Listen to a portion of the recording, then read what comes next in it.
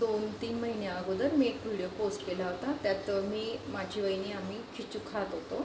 तर मराठी मुलांनी खूप साऱ्यांनी विचारलं होतं की खिचू काय कसं आहे, रेसिपी सांगा. मला मेसेजसुद्धा टाकले होते काही मुलींनी की काय आहे खिचू, आम्हाला रेसिपी सांगा.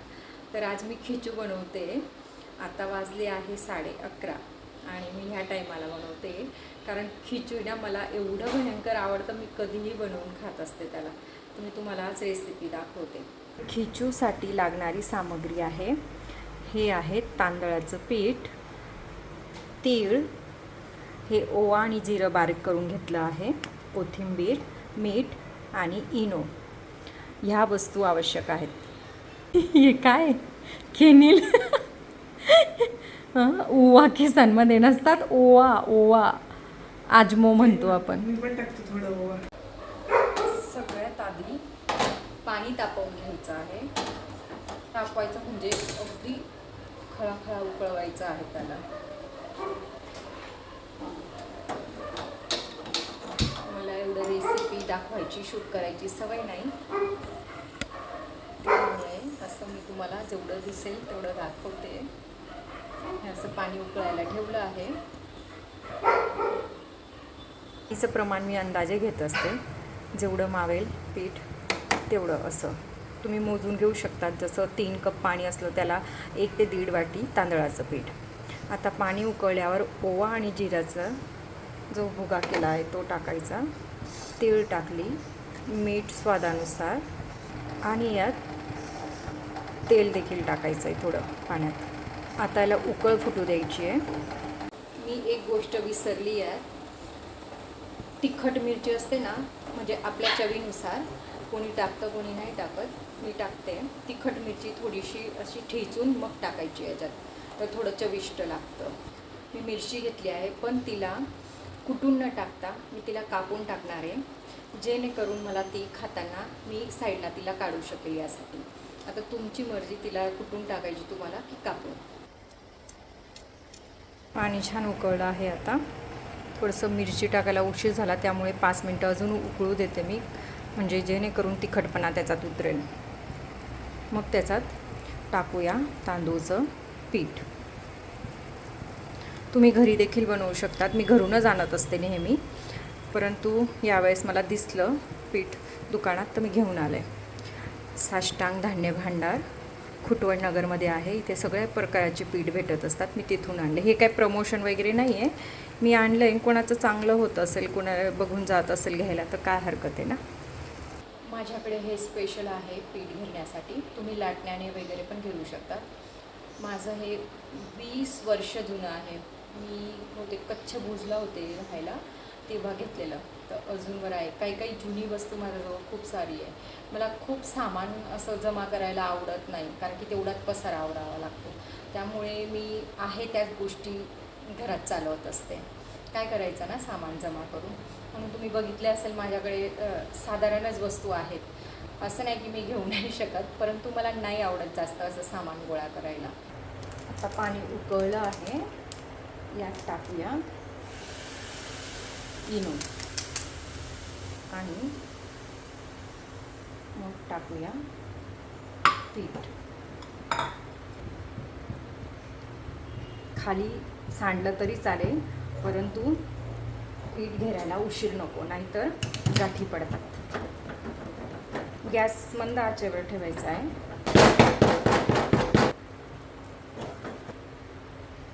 त्याच्यात थोडी कोथिंबीर आता घालायची, बाकीची नंतर. आता यावर 10 मिनटं ठेवूया, असंच अधूनमधून बघूया झालं आहे की नाही.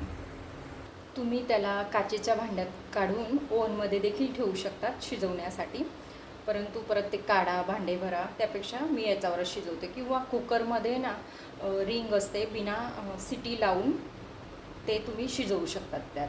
हे खिचू सुरतमध्ये भेटत असतं, एवढं टेस्टी लागतं. आता तेवढं टेस्टी आपल्या घरी तर बनत नाही, परंतु मला तर आवडतं माझ्या हाताचं खिचू. तुमच्याकडे कुठल्या पद्धतीने बनवतात, जे बनवत असतील ती पद्धत तुम्ही सांगणे, किंवा माझ्याने काही मिस्टेक झाल्या का ते देखील सांगणे. बायका तर सहसा कमेंट करत नाही माझ्या व्हिडिओला, पण ठीक आहे, बघत असेल तर सांगणे अजून काय काय टाकणे विसरले मी वगैरे, कारण की प्रत्येकाची पद्धत वेगवेगळी असते ना. जळगाव भागात देखील हे बनवले जाते, तांदळाचं पीठ म्हणून पापड बनवतात याचे, किंवा खातात ते पीठ बनवून. पण हे खाण्यासाठी हे स्पेशल बनवले जाते, म्हणूनच यात कोथिंबीर टाकली जाते. बहुतेक पापडचं बनवतात ना, त्यात कोथिंबीर टाकत नाही, इनो नाही टाकत, त्यात पापड खार वगैरे टाकला जातो. पातेली बारीक असल्यामुळे मी तवा ठेवला आहे, जेणेकरून खाली लागायला नको, त्यामुळे तव्यावर पातेली ठेवली आहे मी. तुम्ही बनवत असताना पितळीची पातेली देखील घेऊ शकतात, म्हणजे जेणेकरून जाड असेल ती तर लागणार नाही ना, असला प्रकार करावा लागणार नाही.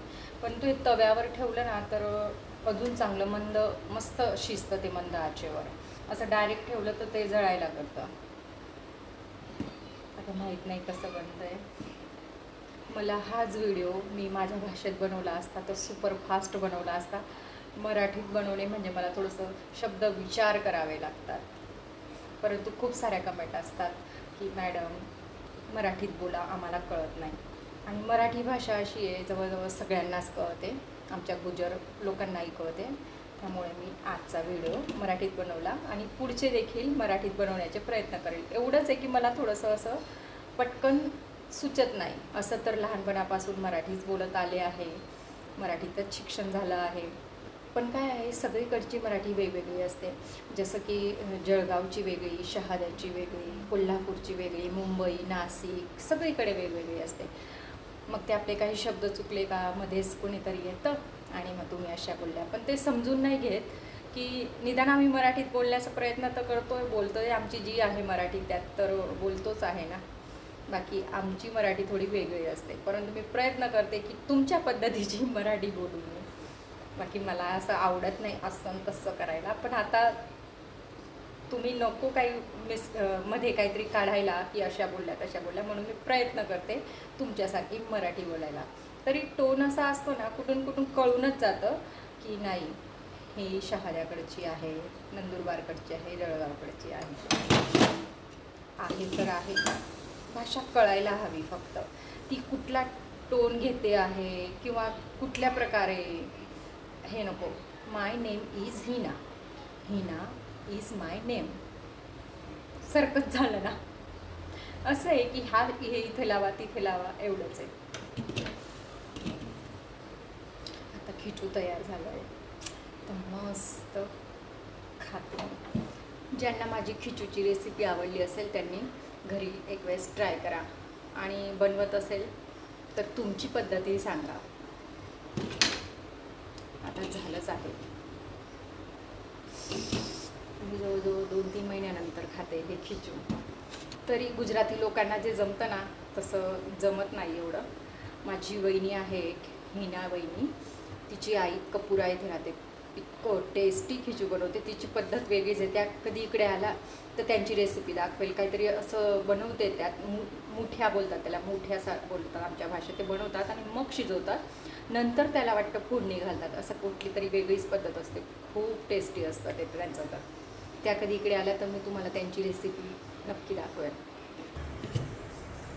मस्त गरमागरम खिचू रेडी आहे बघा. आता घेऊया डिशमध्ये.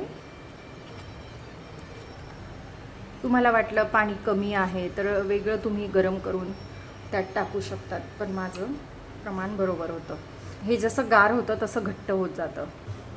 हे बघा किती सुंदर दिसत आहे, बापरे एवढं छान बघा, खूपच छान दिसतंय दिसायला. तर आता यावर तिळीची चटणी घालू, तीळ आणि शेंगदाण्याची चटणी. मिरची आधी टाकली आहे परंतु थोडीशी, आणि शेंगदाण्याचं तेल. आणि आधी दाखवूया देवाला, परंतु आमचे देवबाबा झोपले आहेत आता तर, कारण की वाजले आहे. देवबाबांना माहिती होतं मी खिचू आणणार आहे, म्हणून पांघरून काढून घेतलं आहे वाटतं.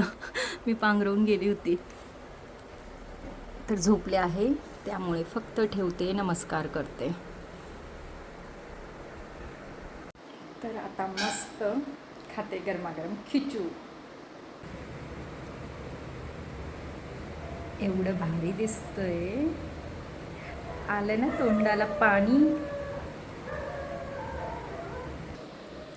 तर या खायला गरमागरम खिचू. यावर लोणचं वगैरे पण टाकून खातात, खूप टेस्टी लागतं लोणचं वगैरे.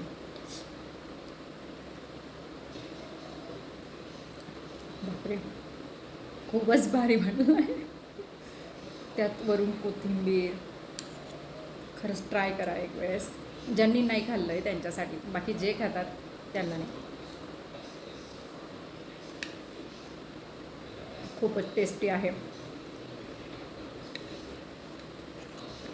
त्यात तिळीची शेंगदाण्याची चटणी टाकली वरून आणि शेंगदाण्याचं तेल, त्यामुळे चव अधिक वाढली त्याची. तिळी शेंगदाणे आमच्यात सांगतात तल्लीन व समार असं बोलतात त्याला. म्हणजे तिळी शेंगदाणे, थोडंसं लसूण वगैरे भाजून कोरडी चटणी टाकून मिक्सरमध्ये फिरवली जाते. मी करते खिचू एन्जॉय, आणि तुम्ही करा माझी रेसिपी एन्जॉय.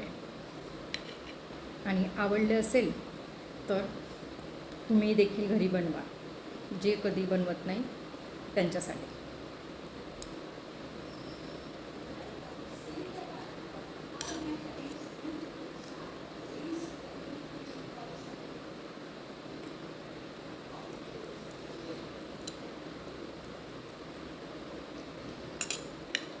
एक गोष्ट सांगायची विसरले, तांदूळचं पीठ देखील फ्रेश हवं तर टेस्ट येते.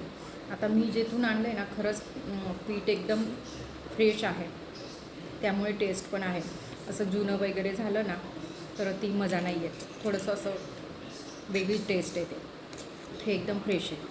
आणि मी जे दाखवलं, तुम्ही तिथे जाऊन नाशिकमध्ये असाल तर खरंच सगळे फ्रेश आटा आहेत तिथे, तुम्ही जाऊन घेऊ शकतात खुटवडनगर येथे नाशिकमध्ये.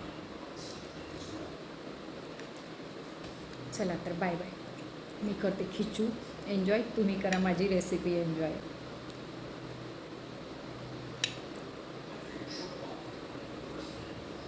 खूपच टेस्टी आहे.